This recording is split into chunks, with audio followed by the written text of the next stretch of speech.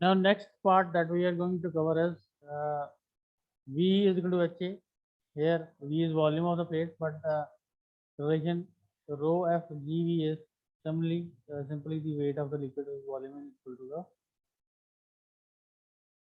this volume of the fluid. Now, next part that we are going to cover is this Archimedes principle. You all may be aware of Archimedes principle. Uh, what he was given a theory that is that this how much force it will apply. It is depends on the how much water or that how much liquid is being displaced by that particular body. The buoyant force acting on a body must in a liquid is equal to the weight of the fluid displaced by the body, and it acts upward to the centroid of the displaced volume. So this is the definition of Archimedes principle, that if an object is being inserted in some liquid, so it will displace some liquid, so that the liquid that is having some volume, if you insert some liquid inside, it will the volume of that particular or that level of that liquid will rise, right? How much it is rising, that depends on the volume of that particular. So how much that volume of liquid is being displaced, and what is the centroid or center of gravity of that particular liquid, that force depends on that, the force with which that buoyancy is acting. Thus, we conclude that the buoyant force acting on the plate is equal to the weight of the liquid displaced by the plate. Note that buoyant force is independent of the distance of the body from the free surface. It is also independent of density of the liquid. Thus, this is known as Archimedes principle. After the Greek mathematician Archimedes, around 287 to 212 BC, and is expressed as the buoyant force acting on a body immersed in a fluid is equal to the weight of the fluid displaced by the body and is act vertically upward centroid of the displacement volume. So this is Archimedes principle. Now we will study the cases. Floating body is a special case. Only a portion of the body is submerged while the remainder poking up out of the surface. You can see that some of the bodies are not completely immersed in the liquid. Some of the part is always some of the parts may be outside the liquid. In that case, buoyant force is equal to uh, this nu into displaced volume. How much volume is being displaced? Actually, if you take the volume of this whole body, that this particular body is not being immersed. Now, only this much volume is to be considered that will be displaced. So, buoyant force depends on the water that is being displaced by that particular body. Body immersed in a fluid. There are some of the cases. Remains at rest at any point in the fluid when its density is equal to the density of the fluid. So this is a particular case when we are going to study about the stability of a particular body. Just suppose the density of a body that is being inserted in some of the liquid, and the density of these two liquid and that particular body that is being inserted, if they are the densities are same, then in that case, if you take that body at this point, that it will stay at that position only. If you move that body to some other position, again that will remain at its original position. Same somehow, right? To take this to some other place also. It will stay wherever you keep it. Once if the density of the liquid and the density of the body is same, right? Now the second case is sinks to the bottom when its density is greater than the density of the fluid. If the density of the body that is being inserted in the liquid is greater than the density of the liquid, then it will sink to the bottom of the particular liquid. And the third case is rise to the surface of the liquid and floats when the density of the body is less than the density of the fluid. So if the density of the body is less than the density of the liquid that is in which it is being inserted, and it will rise to the top surface and it will not go inside the liquid. So this is the three cases that in which cases the density of the liquid and the body that is being inserted, they are related to each other. If it is equal, it will stay wherever you will keep it. And if the density of the body is greater than the liquid that is in which it is being inserted, then it will sink to its bottom. That is, it will sink to the bottom. And if the density of the body is lesser than the density of the liquid, then it will rise to the surface.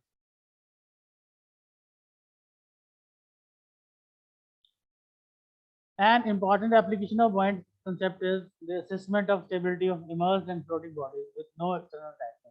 Sometimes you need to check some bodies or ships and any other body that has to float on some liquids.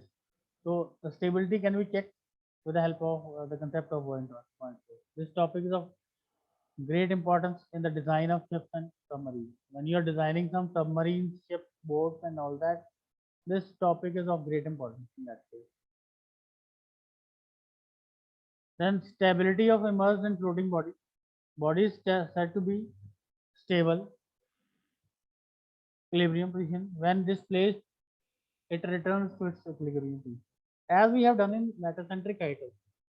When you give it a small deflection, that ship after giving 2 and 3 uh, more pendulum type motion, it brings itself to a original position. If this thing is happening, when after giving it a small displacement, it returns to its original position, then the body is considered to be the most stable condition. And conversely, it is an unstable equilibrium position if when displaced, it moves to a new equilibrium. Similarly, if you give a small deflection to a ship, right, as we have done in metacentric, and it does not return to its original position, and it retains the shape that a deflection that you have given, it moves to that deflection. So that is unstable equilibrium, and that may lead to the sinking of that body. Stability consideration are particularly important for submerged or floating bodies. Sometimes we have to discuss about the floating body. Sometimes we have to discuss about the bodies that are already inserted in some liquid. So in both the cases, buoyant force is very important in that case. Since the center of buoyancy and gravity do not necessarily coincide, it is very important. Small rotation can result in either restoring and overturning couple. Sometimes a small deflection to a ship may result into the restoring of that body to its original position. Sometimes it may take that ship may overturn or overturning couple may act and that ship may sink inside the water. Now stability of immersed and floating body. Now for example, for completely submerged body shown in the figure, which has a center of gravity below and center of buoyancy above, a rotation from its equilibrium position will create a restoring force. When you are talking about uh, these cases, this is the liquid and the bodies are being completely immersed inside there. If and the center of gravity CG is above center of buoyancy FB stands for center of buoyancy. Then a small rotation, if you try to give it small deflection, this restoring couple uh, will be formed and it will come back to its original position, and which causes the body to rotate. Now this buoyant force is acting upward. If you give it a small deflection in this direction, now this buoyant force is acting upward and weight is acting downward. Now weight will try to push that body in the vertical side, and again that this buoyant force is also acting in upward direction. These two forces will pull each other body and make it straighter, and this makes it to regain its original position. Thus, for this configuration, the body is stable. It is to be noted that as long as the center of gravity falls below the center of buoyancy, this will always be true. So, as far as till center of buoyancy and center of gravity, if center of buoyancy is lying above center of gravity, then the body will be always in stable condition when it is completely inserted in liquid. Right? The body is in stable equilibrium position with respect to small rotation. Small, if you are giving small rotation, it will always remain in stable condition. Now, if the reverse condition prevails, if you take CG above center of buoyancy, center of pressure or center of buoyancy, if the center of gravity is completely submerged in a complete submerged body is above the center of buoyancy, the resulting couple formed by the weight and the buoyant force will cause the body to overturn. Now, you can see in that this diagram, if you give a small deflection, this weight is acting downward, and this will push pull this body towards the surface of this container, and again this buoyant force will push that liquid in the upper side. Now, if CG is lying above center of buoyancy, now this two forces will act in opposite direction and try to overturn this particular body. This cause the body to overturn and move to new equilibrium. Thus, a completely submerged body with its center of gravity above its center of buoyancy is an unstable equilibrium position.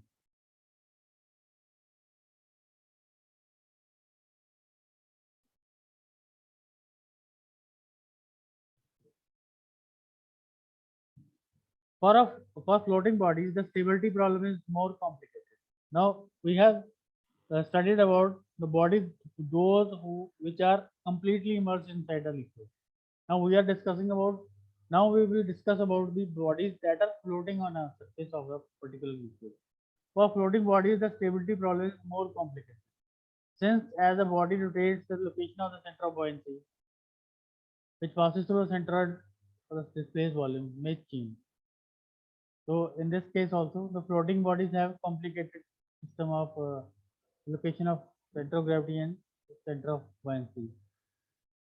This floating body can be stable even through the center of gravity, lies above the center of buoyancy. This is true since as the body rotates, the buoyant force shifts to pass through the centroid of the uniform space volume, with a weight to form a couple which will cause the body to return to its original. In this case, now the center of gravity can be above the center of buoyancy. That is also true because that the center of gravity, the center of buoyancy is the force that is uh, pushing it outside, and it depends on the displaced volume. So it may change every time. However, for the relative tall and slender body shown in the figure below, all small displacement, rotational displacement can cause the buoyant force and weight to form an overturning couple, as illustrated. Now we will discuss the step by step. If the weight is above the center of gravity and if center of gravity is above the center of buoyancy, what will happen in that case? So we are having this force, this is floating body. This is if this is center of buoyancy and this is center of gravity. In this case, this will form a stable couple, which now this weight will act downward and this buoyant force will raise it upward, and because of this, it will uh, be reaching its at its original position. Now, if you take a long body inserted in that, and CG and the center of buoyancy, they are far away, but CG is lying above center of gravity. Now, in this particular case, CG, which is lying outside, will be having weight, and that will form a couple, and this will result into a overturning couple. So, in case a body is of wider nature, and if it is in the longer nature, that is inserted in the liquid, and they are floating. So there is two different cases for the same. If you lie CG above this center of buoyancy or force because of uh, buoyancy, so both it can be stable, it can be unstable also. Stability of immersed and floating body. The floating body is stable if the body is is bottom heavy, and thus the center of gravity is below center of gravity of the body. Or if metacentric M is above G, however, the body is unstable if the point M is below point G.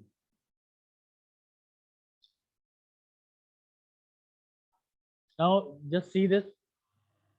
If this is bottom heavy and G is lying above B, it is stable condition. This in this case. Similarly, in this case, uh, this will form a restoring couple, and it will make that body to return to its uh, original position. Similarly, in this case, if center of gravity is meta center, however, lies between G and B, then this will result into the overturning of this ship. So this is the stability conditions for different floating and immersed bodies. From next lecture onward, we will derive the equation of metacentric height. Now we will explain what is metacentric height, what is metacenter, and what is metacentric height. This is already done in your lab also. So it is defined as a point about which the body starts oscillating when the body is tilted by a small angle. If you give a small deflection to the floating ship or a floating body, a body starts oscillating at some center point, about some center point, and that particular point is called metacenter. And the metacenter may also be defined as the point at which the line of action of the force of the buoyancy will meet the normal axis of the body, and the body is given a small angle. It is written again the same thing. Now, the distance between mg, the distance between metacenter of the floating body and the center of gravity of the body is called metacentric height. So